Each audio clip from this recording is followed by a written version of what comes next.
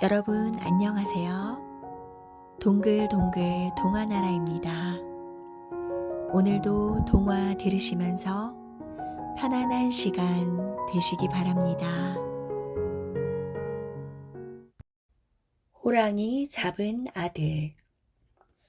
옛날 어느 마을에 한 아이가 살았는데 아버지 없이 어머니랑 단둘이 살았어요. 그런데 공부하러 글방에 가면 다른 아이들이 아비 없는 놈, 아비 없는 놈 하면서 막 놀리는 거예요. 하루는 아이가 어머니한테 물었어요. 다른 아이들은 다 아버지가 있는데 왜 나만 아버지가 없어요? 그러자 어머니가 말했어요. 내 아버지는 총을 잘 쏘는 포수였단다. 그런데 호랑이 잡으러 산에 갔다가 산처럼 큰 호랑이한테 잡아먹히고 말았지. 아이는 그 말을 듣고 아버지 잡아먹은 호랑이를 꼭 잡아야겠다고 생각했어요. 아이는 비가 오나 눈이 오나 쉬지 않고 총 쏘기 연습을 했어요.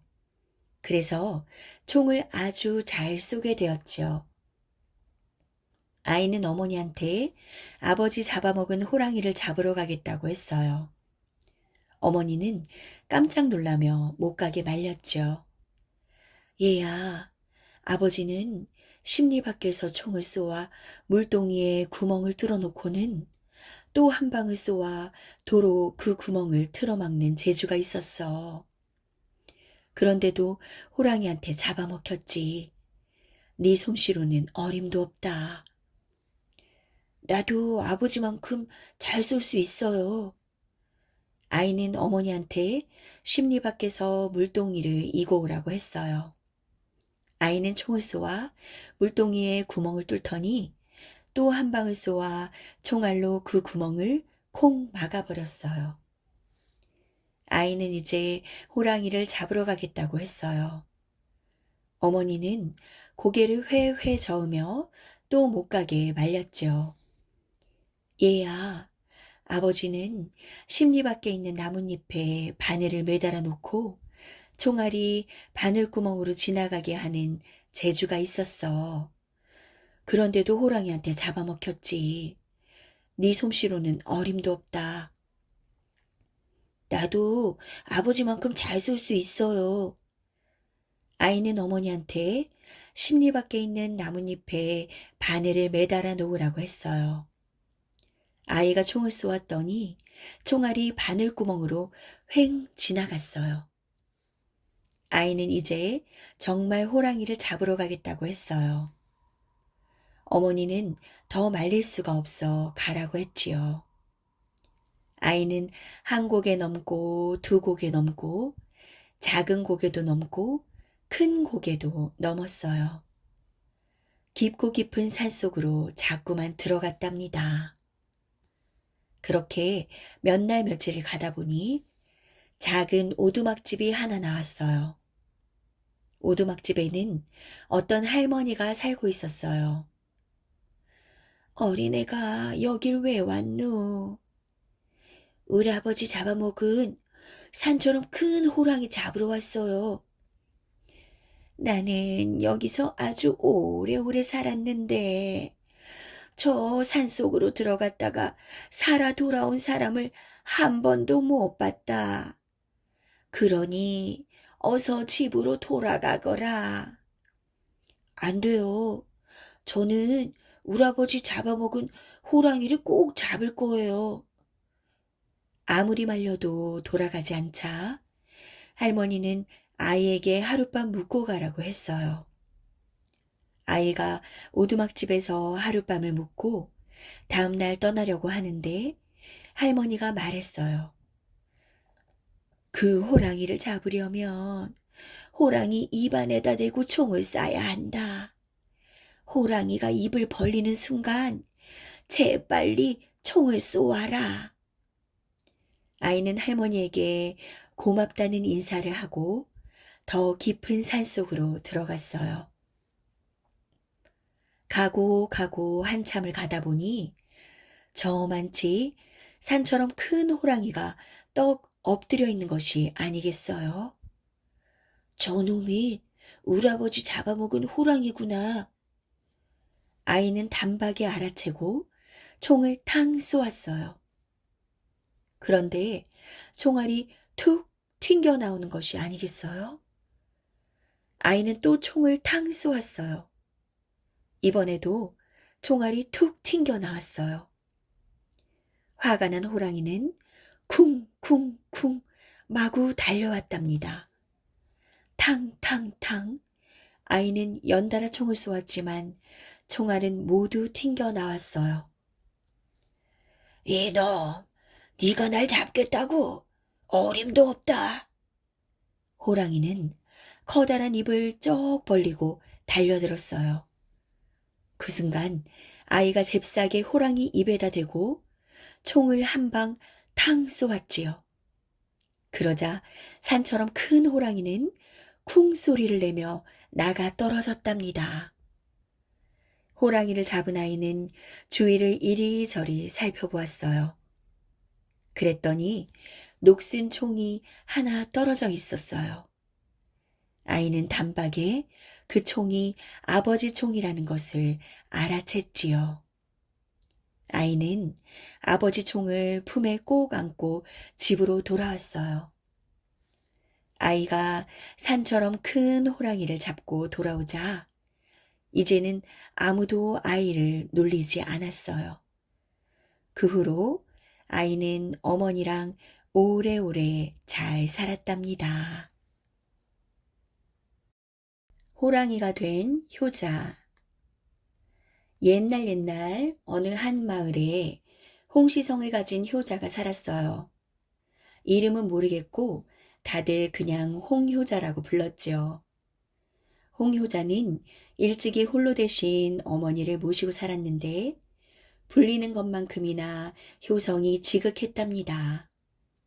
어머니가 목이 마르다 싶으면 어느새 시원한 물 한 사발을 냉큼 가져다 드리고 어머니가 무릎이 콕콕 쑤신다 싶으면 어느 틈에 두 다리를 살살 주무르고 있으니 그야말로 가려운 곳을 알아서 척척 긁어주는 격이었죠. 그런데 말이에요. 언제부턴가 그렇게 끔찍하게 모시던 어머니가 시름시름 앓더니 그만 몸져 눕고 말았어요. 홍효자는 하늘이 무너지는 것 같았죠. 어머니, 부디 힘내세요. 제가 무슨 수를 써서라도 어머니의 병을 꼭 낫게 해드릴게요. 홍효자는 밤낮을 가리지 않고 어머니를 정성껏 보살폈답니다. 아이고, 별의별 약을 다 써봐도 차도가 없으니 누가 아니래. 저러다가는 홍효자가 먼저 가겠구먼. 이번에는 경기도 어디로 갔다며? 그곳에 용하기로 소문난 의원이 있다면서.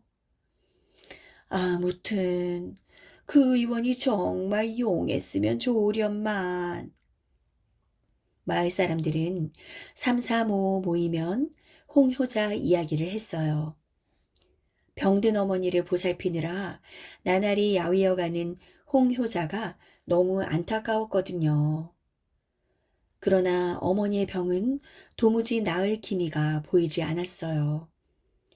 구할 수 있는 약은 모두 구해 써보고 용하다는 의원을 방방곡곡 다 찾아다녀 봐도 아무 소용이 없었지요. 엎친 데에 덮친 격으로 집안 살림도 기울어서 먹고 살기도 어려울 판이었답니다. 지칠 대로 지친 홍효자는 한숨을 내쉬며 댓돌에 걸터 앉았어요. 사람의 힘으로 할 수 있는 일은 다 해보았어. 이제 어머니의 병을 하늘에 맡기는 수밖에. 이렇게 생각한 홍효자는 하늘에 기도를 드리기로 했지요. 정화수를 떠놓고 매일같이 정성스레 기도를 올렸답니다. 그러던 어느 날이었어요. 지성이면 감천이라고 했던가요? 홍효자는 신비한 경험을 하게 되었답니다. 눈에 보이지 않는데 어디쯤에서 아득하게 소리가 들려오는 거예요. 100마리의 개를 삶아 어머니께 드려라. 지금 당장 뒷산 큰 바위에 가보아라. 그런데 그 소리가 너무나 생생해서 홍효자는 무심코 지나칠 수가 없었어요. 마치 무언가에 이끌리듯 곧장 뒷산으로 올라갔지요. 큰 바위라면 여긴데. 홍효자는 바위 주변을 기웃거렸어요. 하지만 나무하러 다니며 보았을 때와 하나도 다를 게 없었지요. 그럼 그렇지. 내가 꿈을 꾼 모양이야. 홍효자는 피식 쓴 웃음을 지으며 발길을 돌렸어요. 그런데 그때였어요. 바위 밑 이끼 사이로 낡은 책 한 권이 보이는 거예요. 이런 곳에 웬 책일까? 홍효자는 고개를 갸웃거리며 오비작오비작 책을 꺼내 보았답니다. 아니, 이건? 홍효자의 두 눈이 벼랑간 휘둥그레졌어요. 책에는 사람이 호랑이로 변하는 주문과 다시 사람으로 변하는 주문이 적혀 있었죠. 홍효자는 자신에게 일어난 일이 좀처럼 믿어지지 않았어요. 두 눈을 몇 번이나 비벼보고 볼을 몇 번씩 꼬집어 보고서야 책을 갖고 불이 나게 집으로 돌아왔답니다. 그날 밤이었어요. 홍효자는 아무도 모르게 밖으로 나와서 책을 보고 중얼중얼 주문을 외워 호랑이로 변했죠. 그러고는 이웃마을로 달려가서 개 한 마리를 잡아왔지요. 물론 다시 주문을 외워 사람으로 변한 뒤 아무 일 없었다는 듯 잠을 청했어요. 다음 날 아침 아내는 호들갑을 떨며 홍효자를 깨웠어요. 어머 여보, 이리 나와보세요. 마당에 누가 개를 가져다 놓았어요. 당신의 지극한 정성이 하늘에 닿았나 봐요.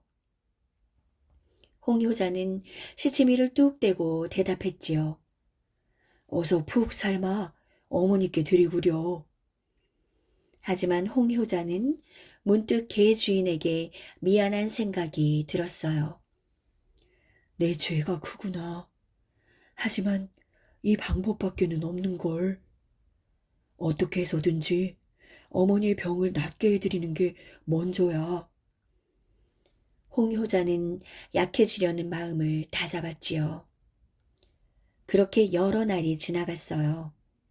홍효자는 사부작 사부작 호랑이로 변하는 것에 점점 재미를 붙였고 어머니의 병세도 나날이 차도가 있어서 금방이라도 자리를 털고 일어날 듯 보였지요. 하지만 이웃 마을에서는 큰 소동이 벌어졌답니다. 밤이면 을의 호랑이가 나타나서 개를 잡아가니 그럴 수밖에요. 그 일로 마을 어귀마다 사람들이 모여서 왕왕 떠들어댔지요. 이것은 뭔가 좋지 않은 징조예요. 집집마다 단속을 잘해서 더 이상 개를 잃지 맙시다. 그즈음 홍효자의 아내는 남편에게 의심이 생겼어요. 매일 밤마다 나갔다가 몇 시간 뒤에야 돌아오는 까닭이 몹시 궁금해진 거예요. 오늘 밤에는 꼭 비밀을 캐고 말겠어. 이렇게 결심한 아내는 자는 체하고 있다가 남편 몰래 뒤를 밟았죠. 그랬더니 글쎄 남편이 무슨 책을 보고 주문을 외자 무서운 호랑이로 변하는 게 아니겠어요? 너무나 놀란 아내는 그만 그 자리에서 정신을 잃고 말았답니다. 잠시 뒤 아내가 겨우 정신을 차렸어요. 하지만 여전히 창백하고 손은 부들부들 떨렸죠. 이럴 수가. 이웃마을의 소동도 다 남편이 벌인 것이란 말인가? 만일 이 일이 알려지면 우리는 마을을 떠나야 할 테고. 아니, 어쩌면 몰매를 맞아 죽을지도 몰라. 아, 안 돼. 아내는 우왕좌왕하며 좋은 수가 없을까 궁리했어요. 옳지. 저 책만 없으면 남편이 더 이상 호랑이로 변하지 못할 거야. 아내는 조금의 망설임도 없이 책을 가져다가 아궁이에 넣어 태워버렸답니다. 이윽고 호랑이로 변한 홍효자가 개 한 마리를 물고 집으로 돌아왔어요. 그러고는 다시 사람으로 변하기 위해 책을 찾았지요. 이상하다. 분명 여기다 두었는데. 홍효자는 집안을 어슬렁거리며 책을 찾았어요. 하지만 이미 제가 된 책이 보일 리가 있겠어요? 홍효자가 이리저리 책을 찾는 사이 어슬어슬 날이 새고 말았지요. 아이고, 이를 어째. 마음이 급해진 홍효자는 일단 산속으로 몸을 피했답니다. 그러나 다음 날도 그 다음 날도 또 그 다음 날에도 홍효자는 결코 사람으로 변할 수가 없었어요. 밤이면 집으로 내려와서 어슬렁거리다가 새벽이 오면 다시 산으로 올라가야 하는 운명이 된 거지요. 그런데 말이죠. 그 호랑이는 아무도 해치지 않았더래요. 어쩌다가 새벽에 일찍 일어난 사람이 호랑이와 마주치면 그저 홍효자 하고 부르면 되었대요. 그러면 호랑이는 고개를 푹 숙이고 쏜살같이 도망을 갔다지 뭐예요.